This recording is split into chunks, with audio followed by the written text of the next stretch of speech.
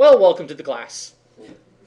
I'm going to start over, and we're going to do chapter 1, 2, and 3 tonight. I'm just going to cover the chapters. I'm going to go through it briefly, quickly, and probably not try to put you to sleep. All right. As Cole will tell you, I woke up about half the parking lot just a little bit ago. Especially his female friend that he's been talking with is just a friend, not a girlfriend, but someone that he knows, and scared her half to death. It's always fun when you can scare people. They don't know what's coming. Even when they know what's coming, it's still funny. All right. This first one, basically the first chapter talked about the introduction to the World Wide Web. We talked a little bit about the web. We're going to talk about adding basic JavaScript to your web pages. We're going to talk about JavaScript program and the structure of a JavaScript. Okay. This is stuff that you've already read. We're going to go over it. That's why I say it'll be brief for the first two chapters because you should have already read it. You should have been on week 4, right? You should be on week 4 because we weren't here last week. But we have some built-in fluctuation in this class. All right, 1962, Leaklatter worked at ARPANET, helped create the internet, is what we called ARPANET at the time, from the Department of Defense, then became the World Wide Web in 1991. And as you now know, it was not created by Al Gore. It was created by Tim Lee. Hypertext linking, hyperreferences. Remember the A hyperreference? The web and the internet are not synonymous. They're two different things. Hypertext, link, or hyperlink basically is just a reference to a different location. That's all it is. Web page is a document, just like a Word document. That's all it is, that has a particular location or identifier on it. Pretty simple. Right? Web page is just has an ID. A URI or Uniform Resource Identifier can have many names, many addresses. Pretty simple, right? A website is a collection of all these URLs, URIs, and it's in one location on the internet, assigned to an IP address. The IP address is also synonymous or tied into through a DNS to a domain name. Why do we use domain names instead of IP addresses? Easier to remember. How many of you would remember what Google's IP address was if I was to tell you?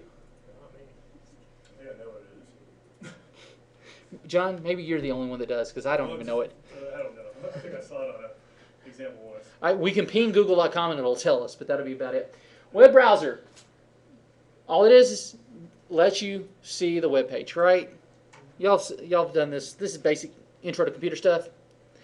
Web server, all it does is respond to the client inquiries saying, hey, I need to see this information. It brings it to the browser so you can see it. The NSCA or Mosaic was created. The GUI form in 1993 from the University of Illinois. 1994 was very popular, Netscape Navigator. How many of you coded Netscape Navigator? I did. I did it for my school and for my city. Chamber of Commerce. I had fun with it in 94. Netscape Navigator controlled 3/4 of the internet. You had to go through Netscape Navigator if you wanted to browse anything. Then comes the big IE. Microsoft said, enough. I've had enough of this. We're going to integrate Internet Explorer into our operating system. And that thus killed Netscape. Browser war began. That's why you now have Mozilla. You now have Google, Chrome. You have IE. Those are basically your big 3, right? I'm sure there are other ones out there. Safari. In 94, the World Wide Consortium, or W3C, began to create standards for the World Wide Web. And they oversee the adaptation of websites. They developed the HTML, which is the industry standard HTML markup language, hypertext markup language, and they adopted IE version for DHTML. And then what happened to Netscape? Bye-bye. Why? Because these guys said, let's go to IE. So then they said, fine. Firefox says, we're open source. We're not going to be controlled by IE. Then we had that big scandal and lawsuit with Microsoft about them including IE as part of their operating system. Y'all remember that back in the late 90s? It finally got solved in 2000. U.S. Supreme Court said that was an infringement of the rights of the other companies. They could not do it. If people wanted to have other browsers on that computer, they would be allowed to. What had happened is Microsoft had made a monopoly and said, no other browsers can be downloaded onto our computer systems. Can't do it. HTML is now the defined settings for the markup language, and that's what web pages are coded in. It's based on the SGML, or the Standard Generalized Markup Language, and now has a lot more features. Okay. Basic information of it is the tags. A tag is what we call in the brackets, and that just says how data is going to be categorized or displayed on the page. An element is a tag pair, i.e. the H1 and the closing H1, right? You have that slash in whatever you did. That's called a closing tag. You put them together, that's an element. The root element of anything is the head. All that does is say, here's the header information for my web page. This is where I include my title, my meta information, my scripting information. Anything that you're not going to see in the body of the information that pertains to that page is in your header. Anything else is in the body. Pretty simple. You just have a header and a body. I have my head and then body. And then what would you assume is the bottom of the page? Footer. Header, body, footer. Okay, so here's some basic ones that you're going to end up with. B's. What does B's represent? Bold. Looks very familiar to Windows, doesn't it? Microsoft Word. B for bold. C is not center. You have to spell out center. You also have to have a closing tag on this one. They didn't put it out there, but you have to have that closing tag. Head has the closing tag. HN, the reason it's in is because that's a variable showing 1 to 6, because it'd be H1 to H6. So what if you have H1 here? You got to have an H1 here. Okay. Otherwise, it'll have a conflicting element. HR is a horizontal rule. Basically, it's the line that goes straight across the page. HTML, that is your opening and closing of that document. Pretty simple, right? Italicize. Remember, you have your B, I, and U. So if I'm doing underline, what do I have? U. Right? If I'm going to do a paragraph, I'm going to put P for paragraph, right? Now I have image source. If I want to put an image in, okay, it's image, or img, src equals, and then in here I put the relative link. What is the difference between a relative and a full link? Why would I want the difference? Well, if a relative link would be, it's relative to where I'm at that point. So if this page is just in my HTML area and I'm trying to import a Java file and I want to go to the Java, I can just go Java / whatever, because the Java folder is in the same root area that I'm in, that same level, same tree level. Now, if I'm in a subdirectory of something, then I have to have / directory / whatever, because I got to go back up the directory. Does that make sense? Or if I'm down too far, I have to give the full path to go where it's at. And that's where you give your full domain name in the information. Why do you not want to give a full domain information in an image source on a website? Do what? For one, it tells the name of your computer. Well, no, it doesn't necessarily tell you the name of your computer. It's your path structure. It gives your path structure. I now know how many layers deep you are from that file to get back up into IIS or Apache to exploit your system. But that's not to say that people don't practice the right structure then. Oh, people don't do it all the time. Adobe's very bad about it. For example, here's a relative path.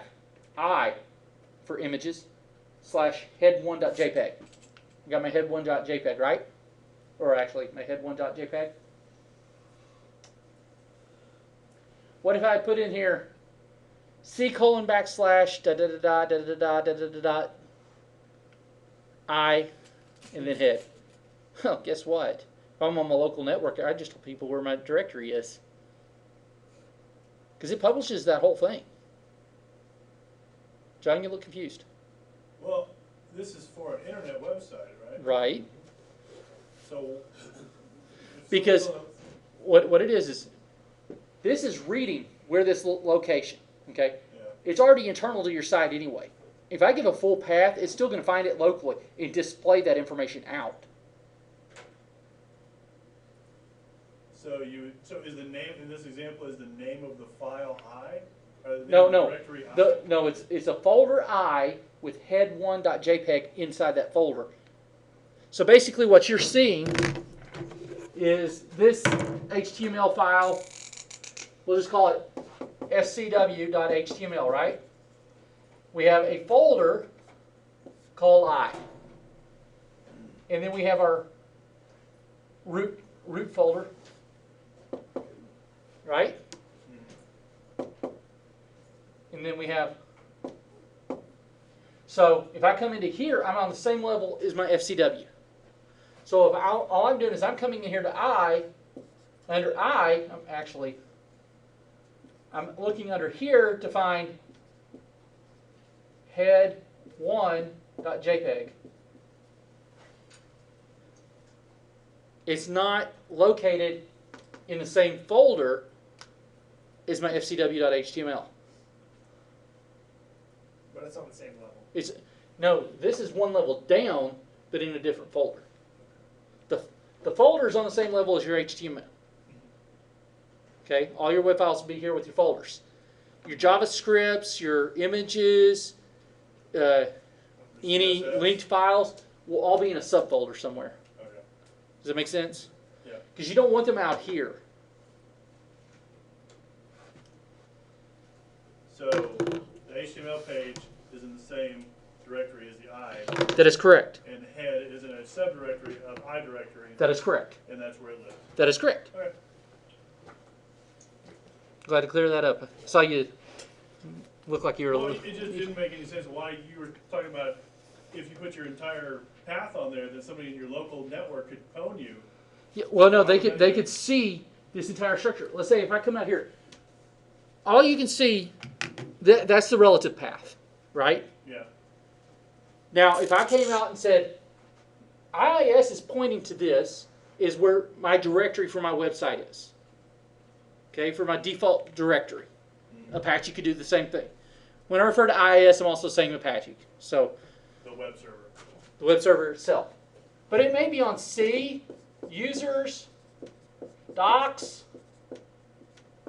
well, probably Scott, web, and then FCW, which would be that root folder, then there. So if I come out and say it's C, user, Scott, docs, web, FCW, fcw.html, I've now told them, here's where my root directory is. Okay, so it's essentially like sharing your hard drive. Exactly. Okay. You're allowing them now to know where your information is. So anyone going to say that's a good way to do it? No. You're all cybersecurity students, right? No. Text editors. Notepad, WordPad, right? You can use either or. The difference between Notepad and WordPad is WordPad is a rich text editor. Notepad is not. HTML editors, you can use Dreamweaver, Expression Web. I put Expression Web Studio out there for you on your drive. We'll be playing around with that as we go along. Graphical interfaces will allow immediate view of the results. Automates the process of applying the elements. Simply means if I drop a text box in there, or a table in there, it'll automatically put the code in there for me, so I don't have to worry about it. That's what these programs do. So basically, if I'm a graphical version, instead of having to code everything, I can do it that way. I call it the cheating way. Do what? I said, yeah, kind of. Reason I like hard coding is what happens if it crashes. Do you know how to fix it? Do you know how to debug an error in the relative path? Right? Extensible markup language, or XHTML. That's the second language of HTML. All it did was replace HTML1. A user agent, all it does is process HTML code for the websites, browsers. That's pretty much all it is. Mobile phones, PDAs, things like that. Mobile devices. Web page design, web authoring, web programming. I'm not going to go too far in this because I don't really want us to do that. I really want us to learn JavaScript. Okay? Y'all basically know what web authoring is. Web creation, web design. There's a two-tier system, right? You have your clients and you have your servers. Clients request information from servers. Servers process it, send back the information to the clients. You have a client on the front end and a server on the back end usually. And that's basically your two-tier system: client request, server response. Now we can have a processing tier and a data storage tier, this is more likely what you're going to see, except this processing tier is going to be in what we call a DMZ, or demilitarized zone. How many of y'all are familiar with that? You've heard that term before many times. All it means is there's a router here and a router here, so when the traffic comes in through this router and firewall here, it hits this processing tier, which is your web server, then gets pushed back to an application server, which houses out to your data storage servers, which is your database or other application points. All right? Did I lose you? You okay? No, yeah. Okay. I just think I was trying to figure out how to plaster my work. How to plaster your work? Yeah, because we don't use it like that. I was trying to think of a way that would apply. But anyway, don't know. Static web pages. Those were the first type of pages that you had. Straightforward. There's no scripting involved. They're static documents. You had to physically change them. Now, when JavaScript was added, we could start doing dynamic pages, i.e. Facebook, ESPN, all these scores that get updated to you, stock tickers, things like that. They run on a script, and you have a scripting host and a scripting engine. What does a scripting engine do? Obviously, it executes the script, right? What is a scripting host? Well, it's the web browser that hosts the scripting engine. Kind of makes sense, right? JavaScript history. It was first introduced by what? Netscape. Netscape Navigator. It was called LiveScript. After Navigator then changed it to JavaScript 1.0. After Navigator named it Navigator 2. Java then released a version of it in IE 4.0 called JScript, which founded J#, and if you notice, it's no longer used. The ECMA script is the international version of JavaScript. Okay. What is the limitations of JavaScript? It can't be used outside of a web browser. That's all JavaScript is good for. Scripting inside of a notepad web browser type thing. It cannot create a network connection and cannot access a database. Cannot run system commands or execute programs on a client. Bull. Rubber duckies, rubber duckies. Anyone know why I'm saying that? A rubber ducky is a USB drive that people like red teams drop outside, and you pick them up and you plug them into a machine. They're JavaScript based. And next week when I get mine in, I'll bring it in here and I'll plug it in here and take off the password for here so you can see what the login password is. And yes? This author was claiming that it was secure because of these things. JavaScript is the least secure. That's what I thought. This author doesn't really know half the stuff he's talking about. He was a web designer, not a network security person. Okay. All right, server-side scripting. Now, this is where we're going to get onto the other side of the class when we're talking about PHP, Perl, Python, Ruby. Those are going to be your server-side scripting languages because they have to have a server or a IDE environment to run. That makes sense? Java uses the engine inside of a web browser to run. So if you're doing web-based or via, if you have active scripting running on your machine, I can still get you. That's why you turn off JavaScript, because it can get you that way. Can develop interactive websites to communicate with the database. Server-side scripting languages limitations. It can't manipulate a web browser, and it can't run on a client side. Kind of speaks for itself. That's why it's on a server side, right? Client asks for a PHP script. The server returns the HTML side.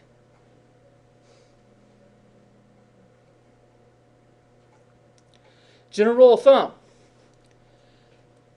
Should you use client side or server side? Which one do you think? Which is more secure? Server? You want Access database. do you want scripting running on my server? Do you want scripting running on your personal computer? So what's the best way? Static pages, yay!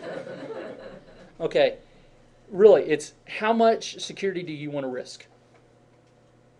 What are you programming the language in? Will tell you which one you're going to do, period. What is the functionality of it? What are you trying to do with it? Basic procedures. You're going to use JavaScript for the web pages. All you have to do is add the script element. Okay. There's objects, procedures, and methods within inside of a Java.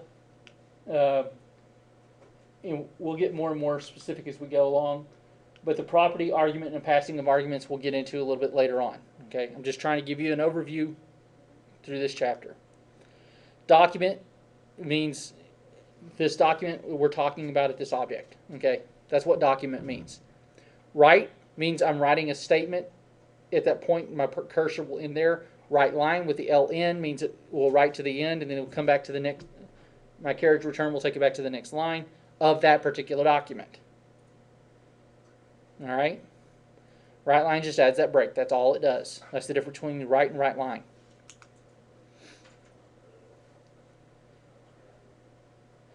Also, EM is the exact same thing as I.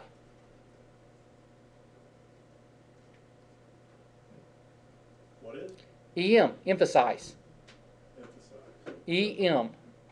So it italicizes it? I is for italicize, EM is for emphasize. It does the exact same thing. Notice we used EM here and italicized it. Just to let you know. Reason being, a couple browsers don't use I. So you want to use EM if you're going to italicize something. In JavaScript, all object names must be lowercase. So if it says you had an object error, it's probably because you have an uppercase name.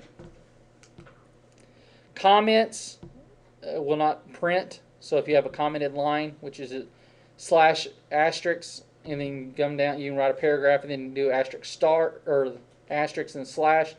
Everything inside those won't do it. If you want to do a single line, it's just a slash slash. Like that. All right.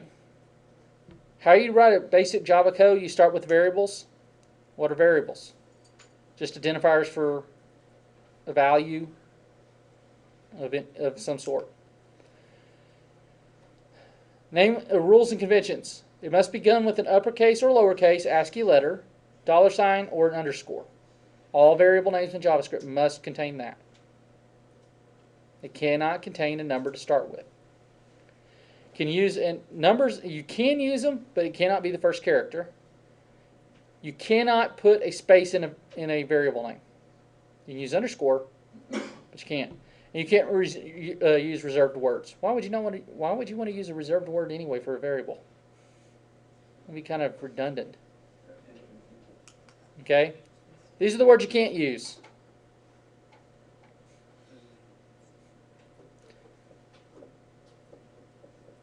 All right. They're in your book. Okay, used words key, keyword var just means variable. So if I'm going to initialize it, I'm going to say var, which is variable. Variable name equals a certain value. That's initializing the statement. All right. I'm assigning this value to this while I'm declaring it at the same time. If I'm just going to declare a variable, all I have to do is say what type of variable it is and the variable name. How many of y'all have had fundamentals of programming? Okay. Just making sure. If I'm going too fast in this part, please let me know. This is the part you need to know. All right. We're going to pass a variable name to a document write or document write line statement. You do it this way. And Karen, I believe this is one of your questions that you had. You have the document write or write line. You open up with your parentheses. You do this. And you close your parentheses. You have your space plus space, variable name plus, or space plus, space, and then you put in quotes again. You finish it out with your tags in it, and then close it out. Don't put the tags outside of it. I don't know if that was what your problem was or not. I did that. I must have some error, some stinky little error in my whole program. So Yeah. I don't believe was the problem. Yeah. If you all have an error in your programs, email. What I want you to do, put everything in a text file, just in a .txt, okay? And then email me. Don't email that text file to me because it'll get kicked out. Because Rose emails don't like web scripting coming across. Right, Bryce? Yep. We tried it this weekend, and it took us about 15 minutes to figure out how to get it to me. So if you have an issue, email me, give me a call. I'll give you my personal email. You'll send it to my personal email, and then I will look at it that way, and then I can send it back to you with the corrections or tell you how to work it. Okay? Yes? Every time the codes in the second chapter was telling us to put the paragraph. I mean, when it looks like this, and you have the indentation, No, that- not that. The P in the brackets. uh-huh, Always cause an error to throw up on the website. this, Just checking. Yes, both of them. it shouldn't. Yeah, the beginning paragraph always threw up an error. Oh, this is? Yes, it kept saying that it shouldn't be there. Oh, it should be there, because you're writing, are you inside the script? Yeah. Did you have the C data tag in there? Everything was exactly the way it was in program. I'll have to look at it and see. I just took it out and the webpage looked just fine the way it was. I didn't. I'll have to look at it and see what the error was. Yes, John? So you tag, like I did the homework, but I just like, okay, monkey see, monkey do. What do you tag inside of Okay, a right line? reason being, it's writing this out. So, Yeah. all it's saying is print this to the HTML document. Okay. That's all it's saying. But is it So that print when you versus print a this to an paragraph? HTML document, the HTML document reads these tags Yeah. as paragraph tag. So it ignores those, but it reads the value that is submitted here. So you'll get your sales total is whatever dollars, period. That's what you're going to get on this. So it's less of a string and more of a paragraph.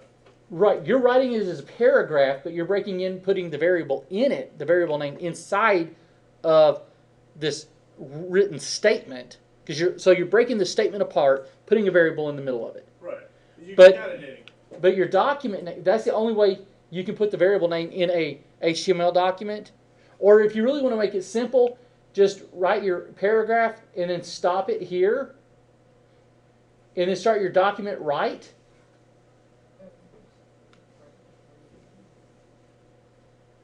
And then put your paragraph on the outside of these. Well, I mean, there were some in the You could do it that way. and there was some of the homework where you started with P at the top in the first document right line or whatever, Uh-huh. and you didn't put the closing tag until the very last one, like Right. 5 lines later. Uh-huh.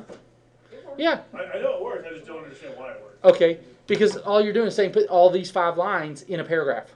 Right. Here's the start of the paragraph. You're just printing that whole thing out. Okay. Just So- imagine, all this does right here is just saying, print into my HTML engine, your sales total is, in this case it was 4758, is 4758 period, and put it in a paragraph. That's all it's telling it, the HTML engine to do. Okay, so. Your basically, your document write is to write your variable. That's all it's for. Okay. I see what you're saying. So you could pull out, I'm sorry, did I cut you off, John? No, I'm done. I'm good. You good? Okay. I just want to make sure everyone's okay. Yes, Karen. I had the problem, which I still say is probably not my problem, on 3.2. I went ahead and worked up to 3.2 exercises, and it wanted you to use an H1 Mm-hmm. element.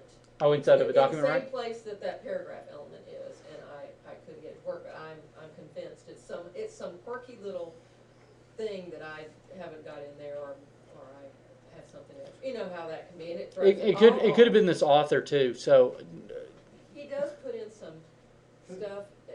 It's not very well edited at all. that's why I don't like this book. Yeah. I just got in too late to change it. It'll be changed before the next scripting class in the fall. I'm still looking for a new one. Displaying variables.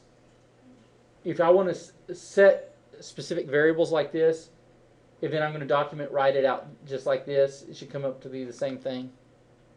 I'm identifying the variables beforehand. I'm still in my JavaScript area. And then when I call this the script name, then it will do this function. That makes sense? Have I lost anyone? Bueller? Bueller? Okay, modifying variables.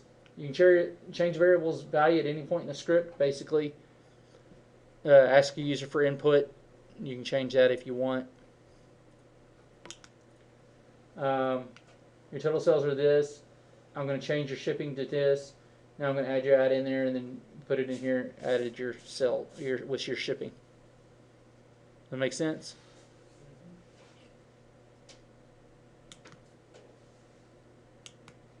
All right, building expressions.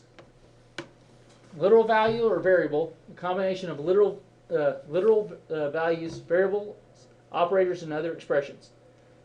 JavaScript interpreter to produce a result. All it does is it says, I've got a variable or several other variables. You put them together, and JavaScript evaluates it to see what it needs to do. That's all that means. Operands are ones that are contained inside the expression. Literals are strings or numbers. Operators are symbols that manipulate the operators. Don't get confused with the terminology. I'm not going to talk in these terms to you. I'll just call out whatever it is. H1, this variable name. I'll make it easier for you, okay? The event. It's a specific circumstance that you've either set or it's using to do what it needs to do in JavaScript. JavaScript will then take that, modify it, crunch it, submit it back out to you.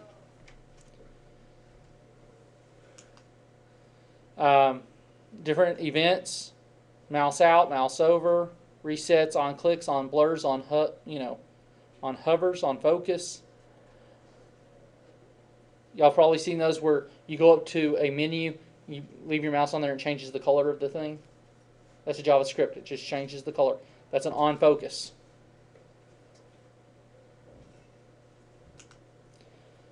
And I'm not going to worry about event handlers. Here's some of the events you can have. You can have the anchor tag, which is an A, image, body, web forms, inputs, text areas, and selects. Like I said, all these were in your chapter 1. Referencing web pages, we're going to start with the document object and work our way down. And we'll add JavaScript into the document as it needs to. Okay. We can add multiple sections inside of it if we need to. There's no defined set how small or how large a JavaScript file can be. But just remember, as a general rule, the JavaScript will always be in your header. Have I thoroughly put y'all to sleep tonight? The external file from JavaScript will be a .js file. Okay? So if you wanted to put a script, write this script and only call it into your header, you can do a link reference, which I'll show you a little bit later on how to do. But you would put it in a .js format. You'd name a file like scott.js. Put everything from this H1 down here to this script. You would have an opening script all the way down to here.